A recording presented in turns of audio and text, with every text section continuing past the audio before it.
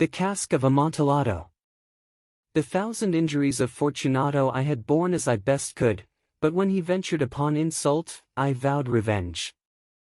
You, who so well know the nature of my soul, will not suppose, however, that I gave utterance to a threat. At length I would be avenged. This was a point definitively settled, but the very definitiveness with which it was resolved precluded the idea of risk. I must not only punish, but punish with impunity. A wrong is unredressed when retribution overtakes its redresser. It is equally unredressed when the avenger fails to make himself felt as such to him who has done the wrong.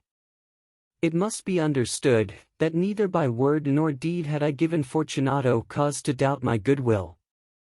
I continued, as was my wont, to smile in his face, and he did not perceive that my smile now was at the thought of his immolation.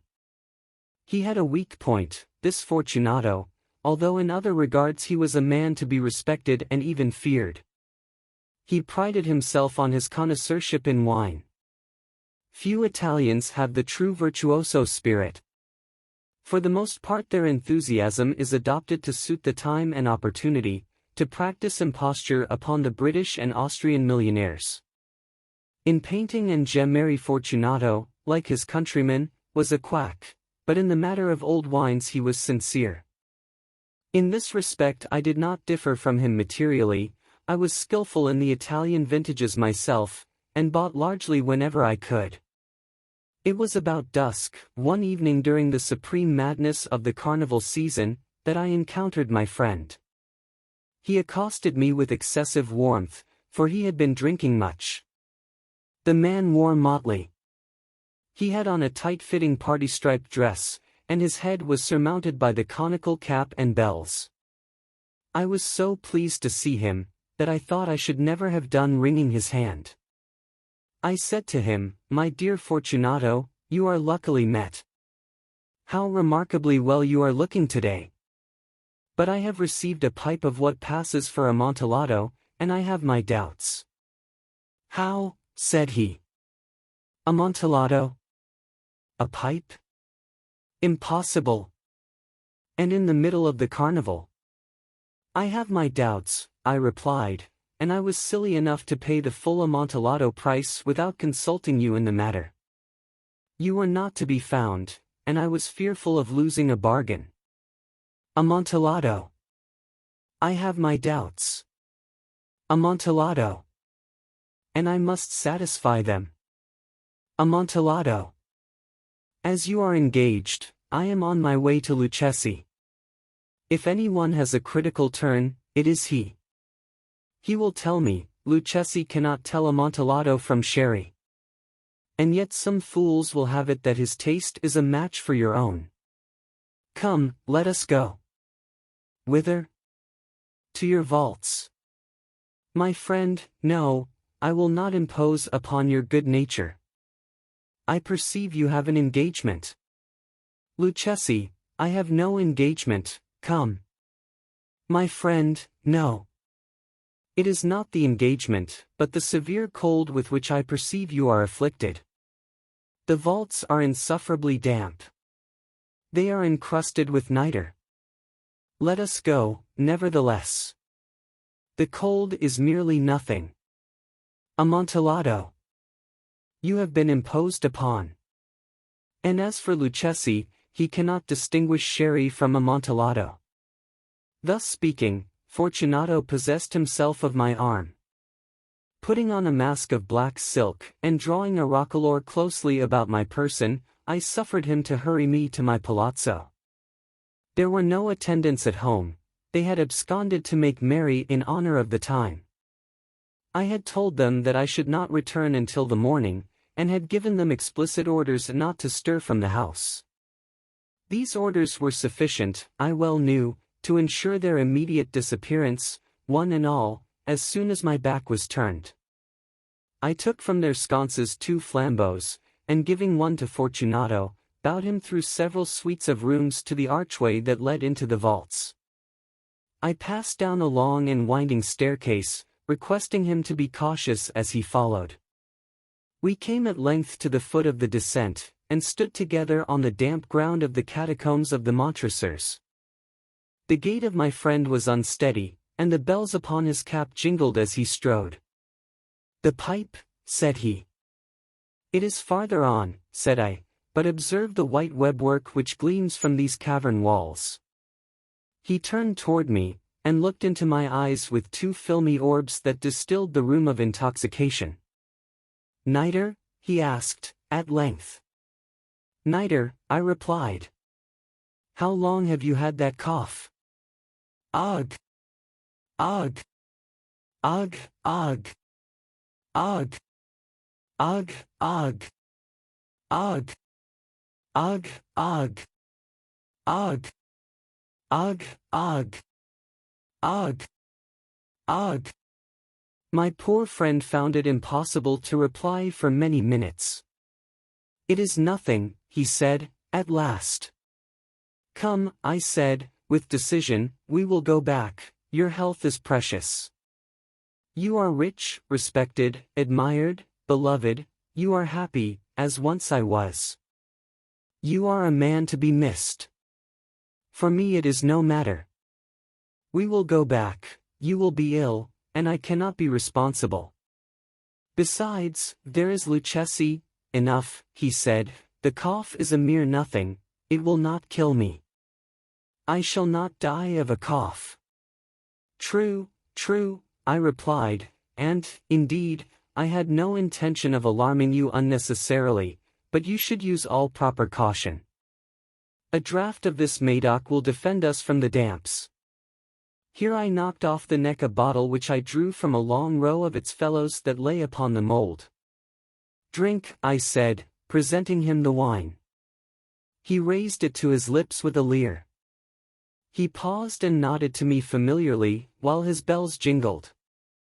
"I drink," he said, "to the buried that repose around us." "And I to your long life."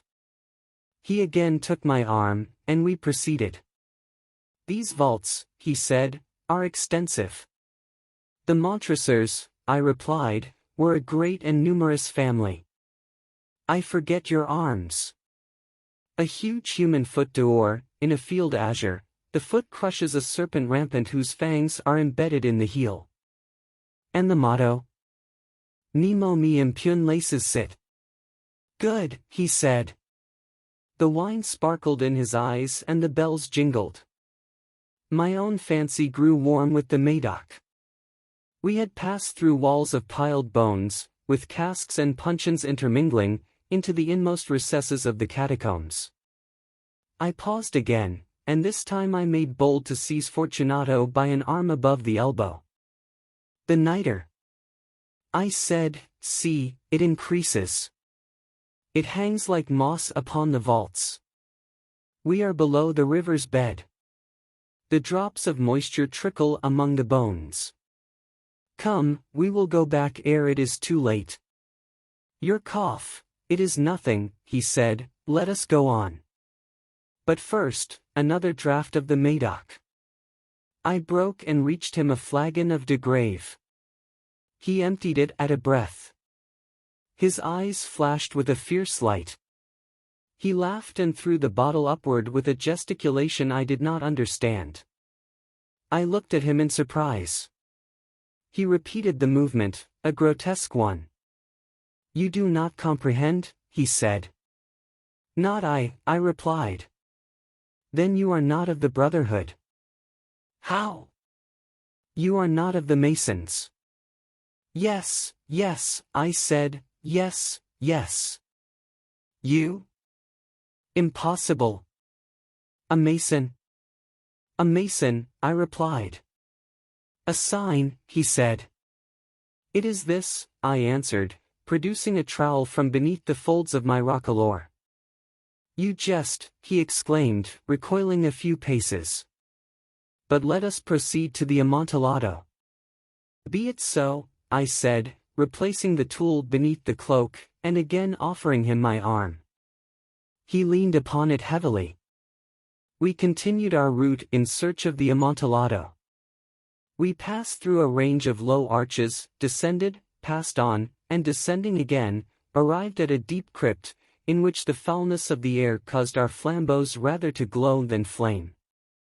At the most remote end of the crypt there appeared another less spacious.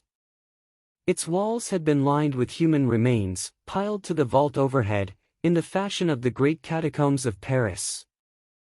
3 sides of this interior crypt were still ornamented in this manner.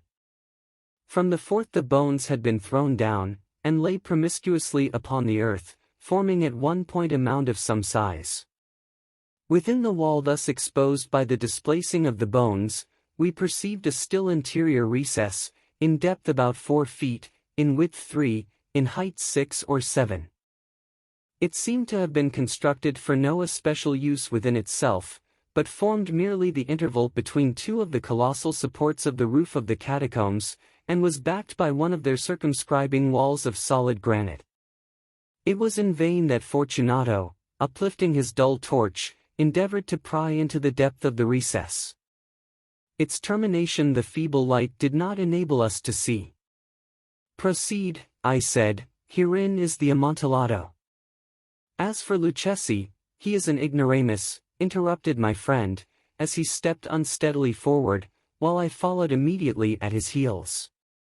In an instant he had reached the extremity of the niche, and finding his progress arrested by the rock, stood stupidly bewildered.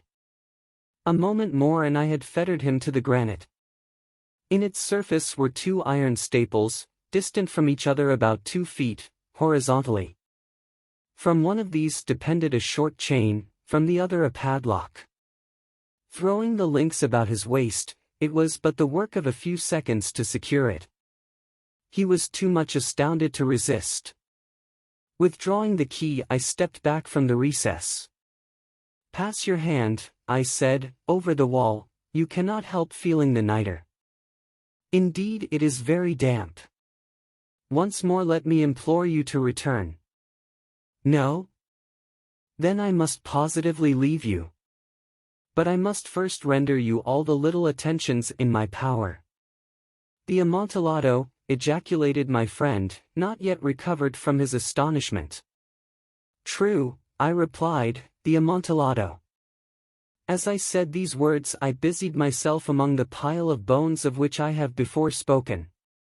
Throwing them aside, I soon uncovered a quantity of building stone and mortar. With these materials and with the aid of my trowel, I began vigorously to wall up the entrance of the niche. I had scarcely laid the first tier of the masonry when I discovered that the intoxication of Fortunato had in a great measure worn off. The earliest indication I had of this was a low moaning cry from the depth of the recess. It was not the cry of a drunken man. There was then a long and obstinate silence. I laid the 2nd tier, and the 3rd, and the 4th, and then I heard the furious vibrations of the chain. The noise lasted for several minutes, during which, that I might hearken to it with the more satisfaction, I ceased my labors and sat down upon the bones. When at last the clanking subsided, I resumed the trowel, and finished without interruption the 5th, the 6th, and the 7th tier. The wall was now nearly upon a level with my breast. I again paused, and holding the flambeaux over the mason work, threw a few feeble rays upon the figure within. A succession of loud and shrill screams, bursting suddenly from the throat of the chained form, seemed to thrust me violently back. For a brief moment I hesitated, I trembled. Unsheathing my rapier, I began to grope with it about the recess, but the thought of an instant reassured me. I placed my hand upon the solid fabric of the catacombs, and felt satisfied. I reapproached the wall. I replied to the yells of him who clamored. I re-echoed, I aided, I surpassed them in volume and in strength. I did this, and the clamorer grew still. It was now midnight, and my task was drawing to a close. I had completed the 8th, the 9th, and the 10th tier. I had finished a portion of the last and the 11th, there remained but a single stone to be fitted and plastered in.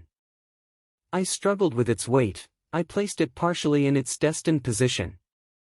But now there came from out the niche a low laugh that erected the hairs upon my head.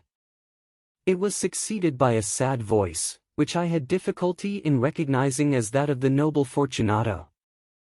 The voice said, "Ha! Ha! Ha! He! A very good joke indeed, an excellent jest. We will have many a rich laugh about it at the palazzo, he, over our wine, he, the Amontillado." I said. He,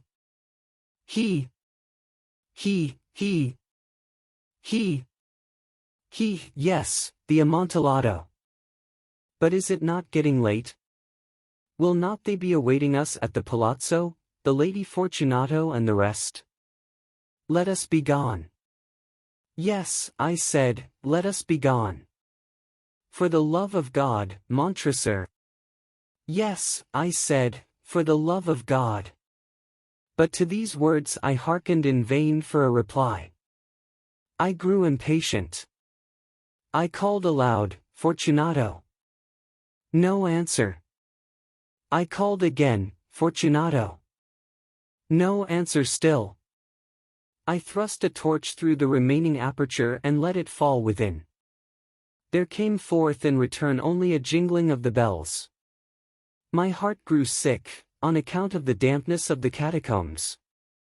I hastened to make an end of my labor. I forced the last stone into its position, I plastered it up. Against the new masonry I re-erected the old rampart of bones. For the half of a century no mortal has disturbed them. In pace requiescat.